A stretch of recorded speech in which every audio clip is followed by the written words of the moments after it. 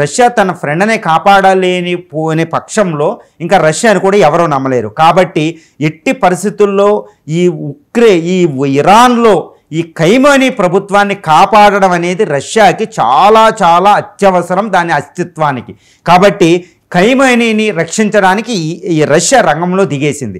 నిన్న చాలా పెద్ద ప్రపంచమే ఉనికిపోయిందనమాట. ఏంటంటే అది ఏంటంటే ఇరాన్కి అంటే మేము అణుబాంబులు ఇచ్చేస్తాం, అణుబాంబులు ఇస్తాం, అణుబాంబులు ఇస్తే ఎవరు సరిపోదు కదా, అణుబాంబుల్ని ప్రయోగించే మిసైల్స్ కూడా ఇస్తాం, అవసరమైతే సబ్మెరైన్స్ ఇస్తామన్నారు. అంటే ఏంటి, రష్యా తన యొక్క 6000 అణ్వాయుధాలు ఉన్నాయండి.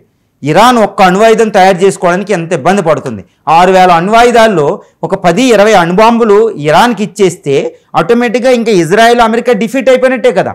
యాక్చువల్గా ఇజ్రాయెల్ అమెరికాలు ఏం చెప్తున్నా, మా యుద్ధ లక్ష్యం ఇరాన్కి వ్యతిరేకంగా మా యుద్ధ లక్ష్యం దాన్ని అణ్వస్త్రాలు సంపాదించుకోకపోవడం. ఇప్పుడు రష్యన్ ప్రెసిడెంట్ యొక్క క్లియర్ సహాయకుడు ఉంటారండి, అంతకుముందు రష్యా అధ్యక్షుడిగా కూడా పనిచేశారు ఆయన, మెదవదేవ్ అని. నిన్న ఆయన క్లియర్ కట్గా చెప్పేశారు, సుస్పష్టంగా చెప్పేశారు, మేము ఇరాన్కి అవసరమైతే అణ్వాయుధాలు ఇస్తాం, మేము ఇచ్చేస్తామన్నారు. అణ్వాయుధాలు ఇవ్వడం అంటే